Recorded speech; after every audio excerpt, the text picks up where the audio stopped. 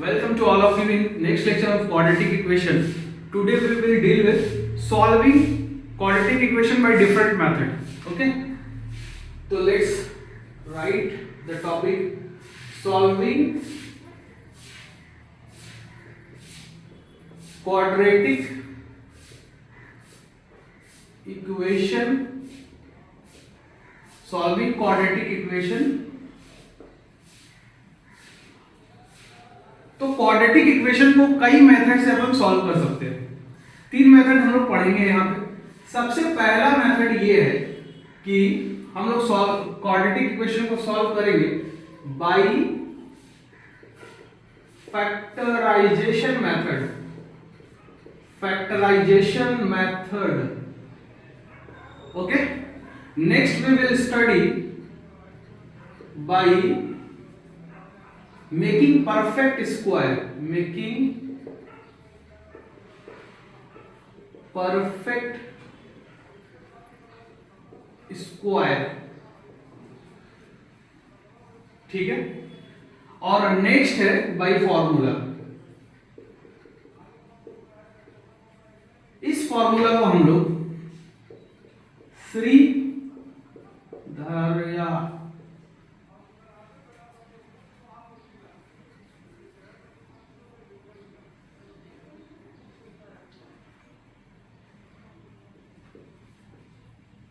श्रीधर आचार्य rule से भी जानते हैं, ठीक है। तो सबसे पहले हम लोग शुरू करने वाले पहला मेथड अपना मेथड वन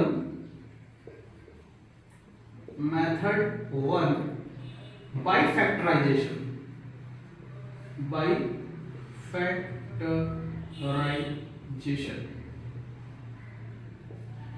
इसमें जो आपको बेसिक अलजेब्रा का जो जरूरत पड़ेगा वो सबसे पहली चीज जो है जिसकी जरूरत आपको पड़ सकती है वो अलजेब्राइक आइडेंटिटीज।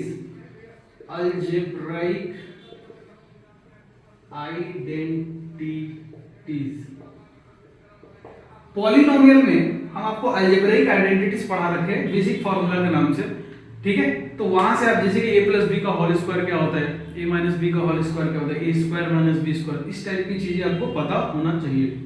दूसरा जो आपको पता होना चाहिए middle term factor. Middle term factor सबसे ज्यादा इंपॉर्टेंट ये वाला चीज है, ठीक है। तो अब इस चीज अगर तुमको अलजेब्राइक आइडेंटिटीज में प्रॉब्लम है तो पॉलिनोमियल में जाओ, वहां पे तुम देख सकते हो, ठीक है। और मिडिल टर्म फैक्टर में शायद दूसरे लेक्चर में मैंने पढ़ा रखा है, पहले लेक्चर में याद नहीं है ठीक से, लेकिन देख लेना वहां पे। मिडिल टर्म फैक्टर हम थोड़ा आपको बता देते हैं, ठीक है। जब भी आप किसी क्वाड्रेटिक का मिडिल टर्म फैक्टर करोगे, जैसे कि ax square plus bx plus c, ये जनरल क्वाड्रेटिक का फॉर्म है, ठीक है। अब इसको मिडिल टर्म फैक्टर करना है तो स्टेप 1 में क्या करो, a इंटू सी लिख दो, ठीक है। और इसको फैक्टराइज कर दो फर्दर, जितना फैक्टराइज हो सकता है अकॉर्डिंग टू नीड। अब इसको मान लो a1 into a2 into a3 into c1 into c2 कर दिए। स्टेप 2 में अपने को क्या करना है, इन स्टेप 2 हम लोग कोशिश करेंगे कि with the combination of make b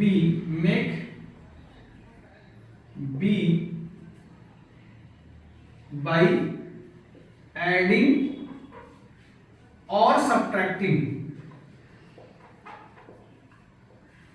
उम्मीद है कि दिख रहा होगा यार।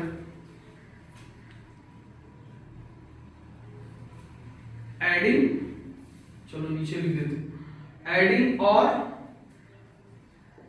subtracting, make b by adding or subtracting with the combination of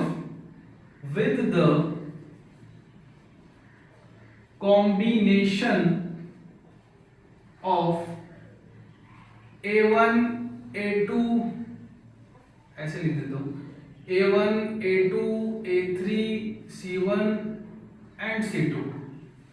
मतलब जो फैक्टराइज किया स्टेप 1 में, स्टेप 1 में जो फैक्टराइज किया ना उसी की मदद से या तो ऐड करके या तो सब्ट्रैक्ट करके आपको क्या लाना है, बी लाना है। अब यहीं पे एक पॉइंट और लिख देना, ऐड कब करोगे, सब्ट्रैक्ट कब करोगे। सी अगर पॉजिटिव हुआ, मतलब सी अगर पॉजिटिव हुआ तो ऐड करोगे, और सी अगर नेगेटिव हुआ तो सब्ट्रैक्ट करोगे। सी का साइन जो है ना वो डिसाइड करें कि आपको ऐड, यहां पे लिखे है ना एडिंग और सब्ट्रैक्टिंग, कब ऐड करेंगे कब सब्ट्रैक्ट करेंगे। तो ये जो सी है ना वो पॉजिटिव हुआ तो ऐड करेंगे और नेगेटिव हुआ तो सब्ट्रैक्ट करेंगे, ठीक है। और स्टेप 3 में नॉट स्प्लिट, ठीक है।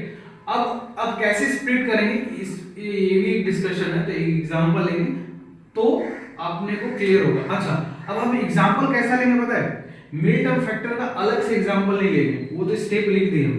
जब हम क्वाड्रेटिक को सॉल्व करेंगे तो उसके साथ साथ ही सीखते जाएंगे कि मिड टर्म फैक्टर करते कैसे, ठीक है। अभी आप नोट कीजिए इतना।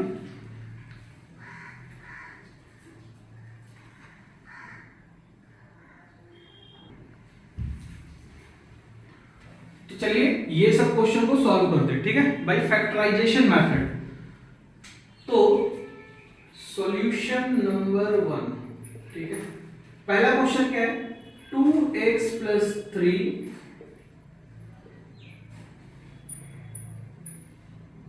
3x minus 7 equal to 0। इसमें तो फैक्टराइज करने की जरूरत ही नहीं है, ये तो पहले से फैक्टराइज किए हुए हैं। अब हम आपको बता चुके कि a इंटू बी, अगर दो चीज का प्रोडक्ट 0 है तो दोनों में से कोई एक 0 होगा, ठीक है। तो यहां पे क्या लिखेंगे, either 2x plus 3 equal to 0 और 3x माइनस 7 इक्वल टू 0, ठीक है। अब ये अगर 0 होगा तो 2x इक्वल टू माइनस 3 हो जाएगा, x इक्वल टू माइनस 3/2 हो जाएगा, ठीक है। दूसरी तरफ अगर देखोगे तो 7 को इधर लेके आओ तो 3x इक्वल टू 7 हो गया, देयरफॉर x इक्वल टू कितना हो गया, 7/3।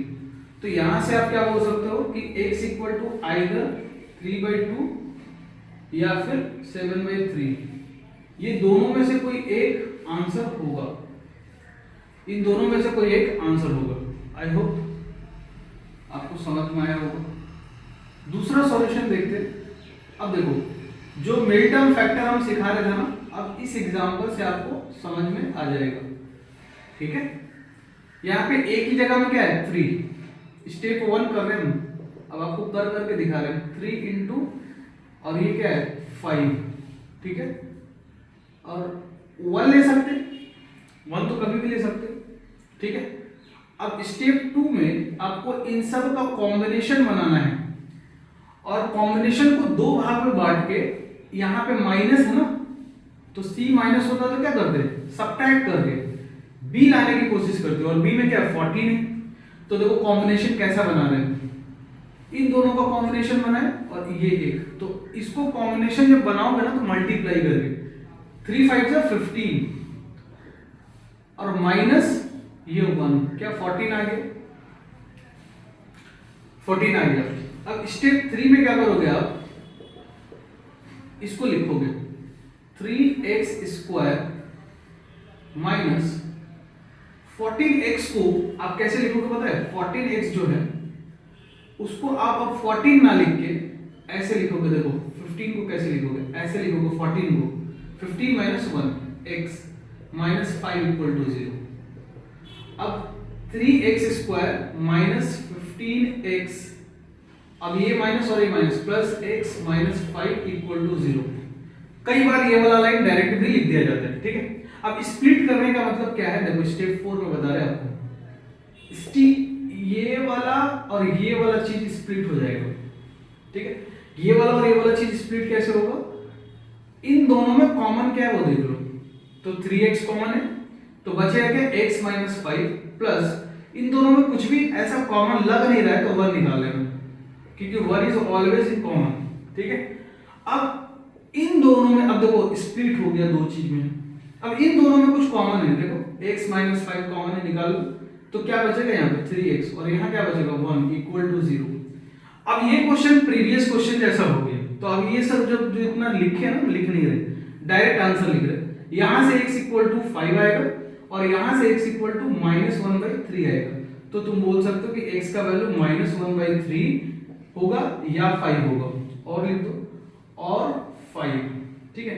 इन दोनों में से कोई होगा तो ये आपका आंसर है, ठीक है। नोट कीजिए इतना, फिर आगे सॉल्व करते हैं।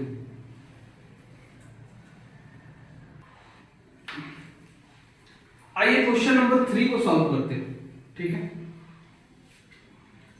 थर्ड नंबर क्वेश्चन कैसे सॉल्व करेंगे, देखो थर्ड नंबर क्वेश्चन कैसे सॉल्व करेंगे, एलसीएम ले लो। अच्छा, अब यहाँ पे देखो x equal to not equal to 1 not equal to -5 दे रखा है, तो ये वाला बात का ना मीनिंगफुल बात है। इसका मतलब ये नहीं कि ये फालतू में दे रखा है, बेवकूफ बनाने के लिए दे रखा है, ऐसा कोई बात नहीं। अगर x का वैल्यू 1 हो जाएगा ना तो यहाँ पे 0 होगा और ये वाला टर्म अनडिफाइन हो जाएगा, इसलिए x 1 नहीं हो सकता, और -5 पे ये वाला हो जाएगा, ठीक है। अच्छा, अब इसका देने का मकसद क्या है, अगर मान लो यहां से तुम सॉल्व किए और आंसर में 1 भी आ रहा है तो तुमको 1 को एक्सक्लूड करना पड़ेगा, तुम 1 को आंसर में नहीं बता सकते, ठीक है। तो आइए सॉल्व करते हैं। 1 upon x minus 1 minus 1 upon x plus 5 equal to 6/7 है। क्या करेंगे, एलसीएम ले लो, x माइनस 1 x प्लस 5, ठीक है, कैंसिल x प्लस 5 हो जाएगा यहाँ पे, माइनस, जब भी माइनस रहे ना तो तुम ब्रैकेट में लिखा करो, गलत होने का चांस कम हो जाएगा, गलती तो तुम फिर भी करोगे लेकिन चांस कम हो जाएगा। x माइनस 1 इक्वल टू 6/7, ठीक है। तो अब देखो, अच्छा क्यों करना चाहिए ब्रैकेट में बंद, क्योंकि माइनस के बाद ना साइन चेंज हो जाता है और कई लोग साइन चेंज करना भूल जाते हैं और बिना ब्रैकेट का लिख देते, तो उनका आंसर गलत आ जाता है, ठीक है। अब यहाँ पे मल्टीप्लाई करके देख लेना, x² प्लस 4x माइनस 5 हो जाएगा, यहाँ x और x कैंसिल हो गए, तो यहाँ कितना हुआ 6x² plus 4x minus 5 equal to 6/7। याद रखना, ऊपर से ऊपर को काट सकते हैं, नीचे को नीचे से काट सकते हैं अगर कट रहा हो तो, और काटते वक्त ध्यान रखना जीरो को जीरो से नहीं कट कर देनी। यहाँ पे तो कांस्टेंट है, 6 and 6 कांस्टेंट है, पता है कि 6 जीरो नहीं हो सकता, लेकिन अगर मान लो यहाँ पे x माइनस 1 रहता और x माइनस 1 यहाँ पे भी रहता तो नहीं कैंसिल करेंगे, क्यों, क्योंकि x माइनस 1 तुमको थोड़ी पता है कि जीरो नहीं होगा, अगर पता है कि जीरो नहीं होगा तो ही कट करना, अदरवाइज नहीं करना, नहीं तो आंसर गलत आएगा, अधूरा आंसर आएगा, ठीक है। अब देखो क्रॉस मल्टीप्लाई कर दो, यहाँ पे 1 है, यहाँ पे 1 है, तो x² plus 4x minus 5 equal to 7 होगा। x² इसको इधर करो, plus 4x minus 12 equal to 0। तो देखो ये वाला जो क्वेश्चन है ना, ये क्वेश्चन तो पहले से ही पका पकाया मिल रहा है, मतलब फैक्टराइज करके मिल रहा है। ये क्वेश्चन कैसा है, इसको फैक्टराइज करना पड़ा, और ये क्वेश्चन कैसा है, पहले तो इसको इस फॉर्म में बदलो और फिर फैक्टराइज करो, समझ रहे हो। तो ऐसा क्वेश्चन भी मतलब देखने को मिलेगा। तो अब इसको फैक्टराइज करोगे तो अब हम थोड़ा डायरेक्ट करें, यहाँ 1 है, यहाँ 12 है, माइनस है इसलिए सबट्रैक्ट करके लाना पड़ेगा। कितना लाना है, 4 लाना है। तो तुमको पता होगा 12 को करोगे तो कितना आएगा यार, कर लेते हैं। 12 को फैक्टराइज करोगे तो 2 इंटू 2 इंटू 3, तो 3 2 जा 6 और 6 में से 2 सबट्रैक्ट करोगे तो 4 आएगा। तो x² प्लस 6x और 2 ना minus 2x minus 12 equal to 0, तो ये हो गया फैक्टराइज। और यहाँ से जो तुम्हारा फैक्टर बनेगा वो बन जाएगा x प्लस 6 एक फैक्टर बन जाएगा और एक x माइनस 2 फैक्टर बन जाएगा, करके देख लेना तुम, ठीक है। तो यहाँ से होगा x का वैल्यू -6 और इसको 0 करोगे तो x का वैल्यू आएगा 2, तो x का वैल्यू क्या आ गया -6 और 2, तो ये आपका थर्ड क्वेश्चन का आंसर है, नोट कीजिए।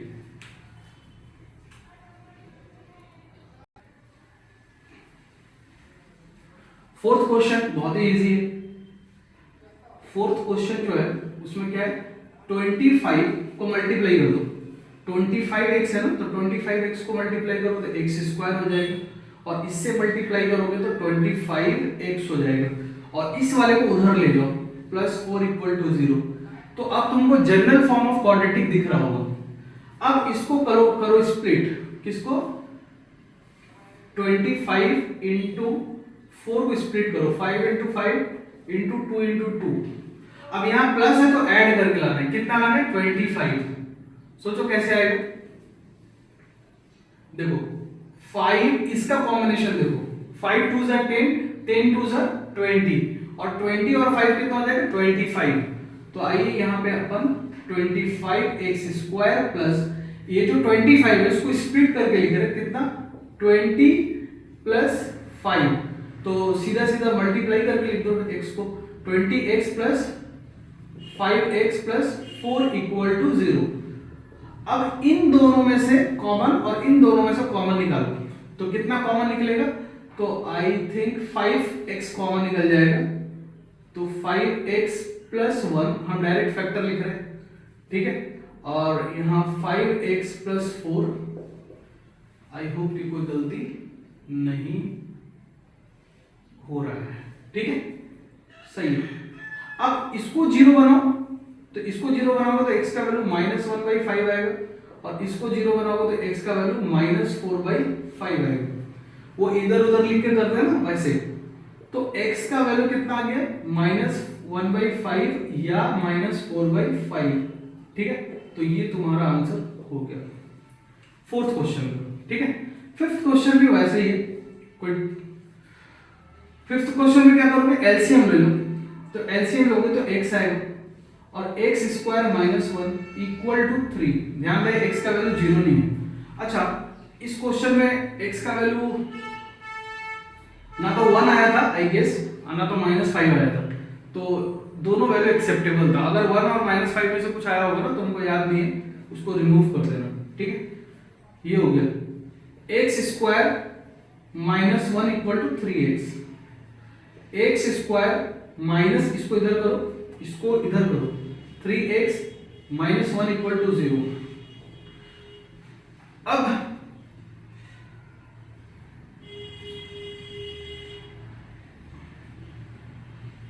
यहां पे सब्ट्रैक्ट कर दिलाना 3,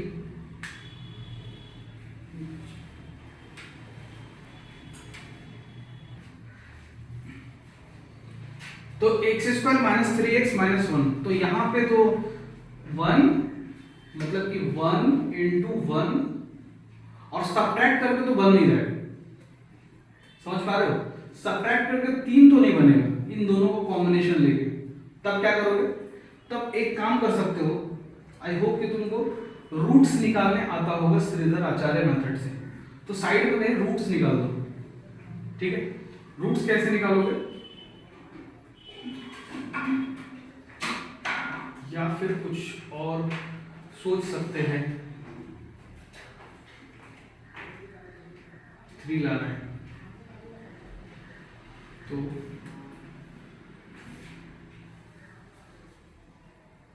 वन,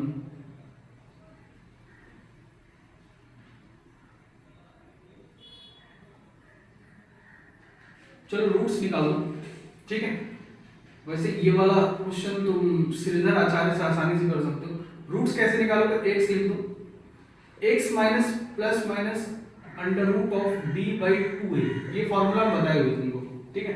तो यहाँ पे सोचो a की वैल्यू कितनी है 1, b की वैल्यू कितनी है -3, और c की वैल्यू कितनी है -1। आई होप कि दिख रहा होगा,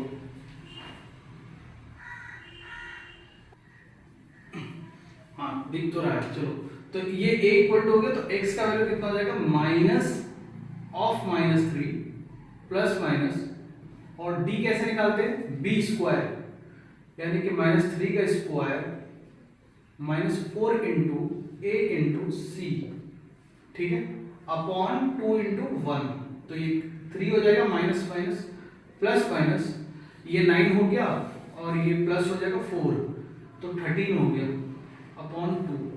तो यहाँ से x का दो फैक्टर मतलब x का दो वैल्यू है, 3 प्लस रूट 13/2 भी हो जाएगा और 3 माइनस रूट 13/2 भी हो जाएगा।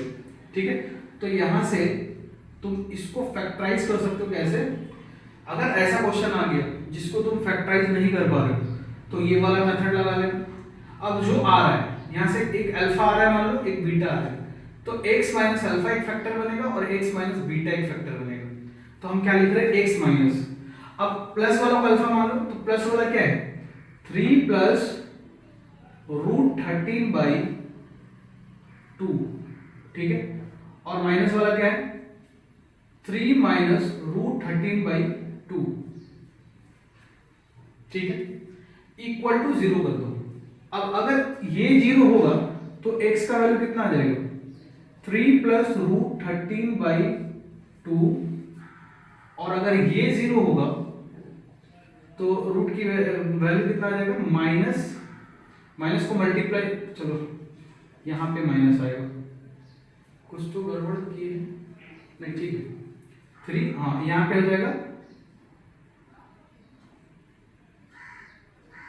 3 माइनस रूट 13/2। तो ये जो आपका आया है ये है आपका आंसर। आई होप ये 5 क्वेश्चन आपको समझ में आया होगा। ठीक है, नेक्स्ट लेक्चर में हम लोग थोड़ा इसका अच्छा प्रॉब्लम करेंगे। ये तो बहुत भी लॉलीपॉप टाइप का क्वेश्चन था। ठीक है, आज के लिए थैंक यू, बाय।